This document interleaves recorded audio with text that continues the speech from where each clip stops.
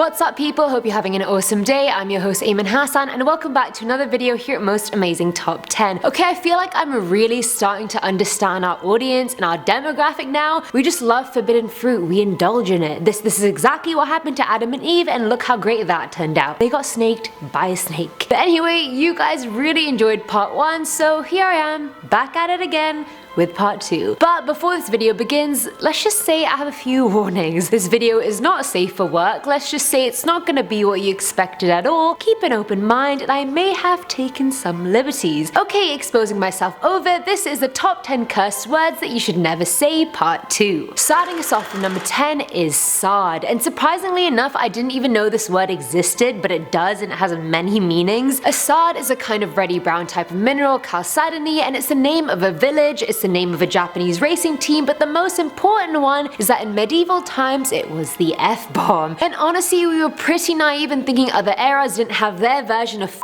just like we do. It even appeared in a 10th century Old English translation of the Bible and the sentence was, "Don't sard another man's wife." So it can be used as a noun and a verb. Another personal favorite of mine is you can go and sard yourself and the horse you rode in on. Because if you're gonna curse the person, you may as well curse their horse as well. Go big or go home, people. That's the rule here at top 10. The word probably died because of overuse, like will one day as well, and maybe future generations will have their own version of the curse word, who knows. Coming in at number 9 is Zounderkite. I know it sounds like I'm just making up random ass words at this point, you guys, but these are 100% real, I assure you. Originating in the Victorian era, Zounderkite was a curse word that essentially meant idiot. Someone with little common sense, was clumsy, and often made very silly mistakes. The origin of this word is German too, which I feel is slightly obvious. I mean, it sounds German. The sentence example would have been, say you're just riding along in your horse-drawn carriage and someone overtakes you, you can be like, hello, get out of the way you Zounderkite, or it's my right of way you Zounderkite. It's versatile, the options are endless, I like it. At number 8 we have Pizzle, which completely sounds like it could be the name of the next upcoming rapper like Lil Pizzle. I'm here for it.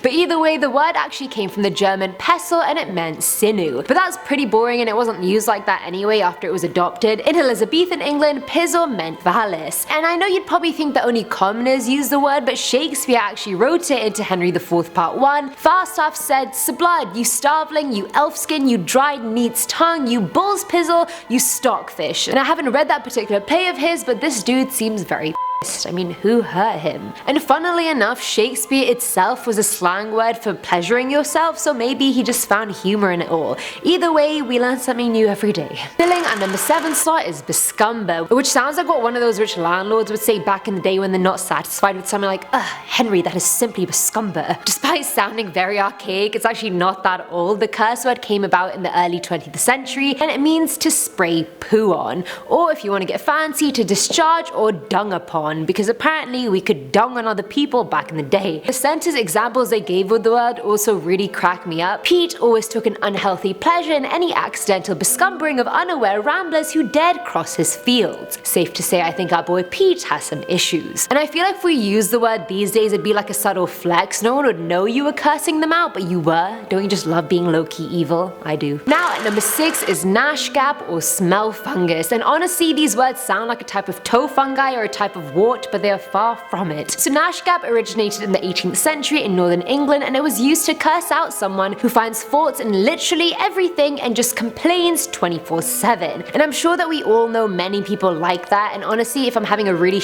day, I too am a nashgab, but then put some food in me and I'm less nashgabby.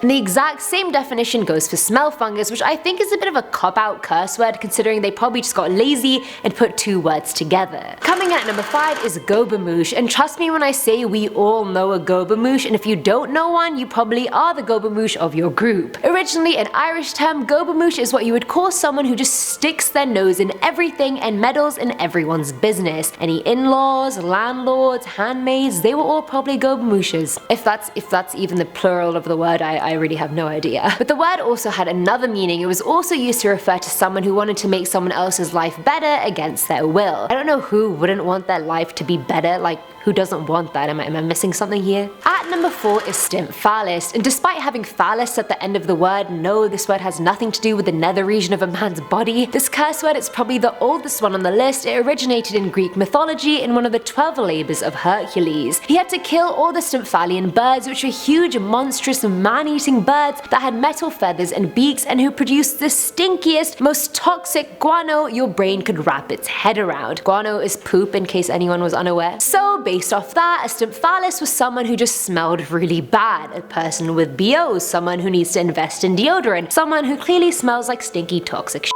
Filling our number 3 slot is tallow catch, which sounds a lot more elegant than its meaning. It sounds like equipment you need for equestrian training, like, oh, just pass my tallow catch will you, I'm about to take Daisy for a ride. But anyway, Shakespeare actually made up this curse word for his character Falstaff in Henry IV Part 1, and then other people just started saying it. Like, my guy William was a bit of a potty mouth, I swear he's used like half the words on this list. Okay, I don't know if this is a thing now, but when I was in primary school, the biggest insult people would use against each other was stuff like, your mum's fat, hey, your mum's obese. And even though my mum is not, I still got really riled anyway. So I guess those insults rode the wave of tallow catch because the word means fat as hell. It was derived from the word tallow ketch, which literally means a barrel of fat. So back then they were probably like, hey Edward, your mum's a tallow catch, and then he'd, drop the mic. Now at number 2 is fustularian. I'm sure many of us have experienced talking to a boy or a player where you know the whole thing is just a bust, they're just talking out of their ass and you're like, give it a rest. Well, that's what you'd call a fustularian, a low stinkard or scoundrel that just talks and talks and talks and wastes your time. In Romeo and Juliet, I'm sure Rosaline would definitely be calling Romeo a fustularian to her friends. I mean, he literally just up and dropped her when he found someone better looking. Everyone sleeps on that fact, by the way. It wasn't a tragic love story, he was a bit of a player. But anyway, funnily enough, Shakespeare used this one as well in Henry IV Part 2, and it's Falstaff again coming in with, away you scullion, you rampallion, you fustularian, I'll tickle your catastrophe. Like seriously, who hurt you and what are these swear words?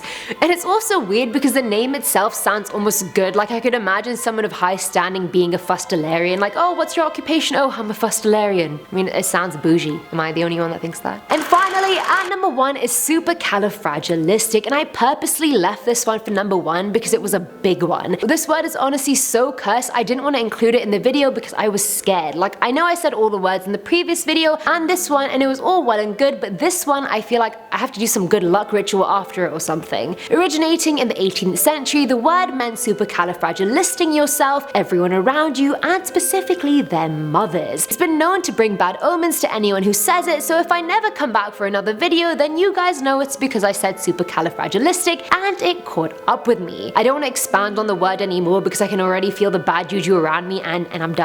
I'm done with it. And that's it for today's video, guys. Bit unconventional, not exactly all cursed, but cursed they definitely were. Let me know what you guys thought and whether you would use any of these words in our time. As always, I'm your host Eamon Hassan, and I'll see you in the next one. Bye!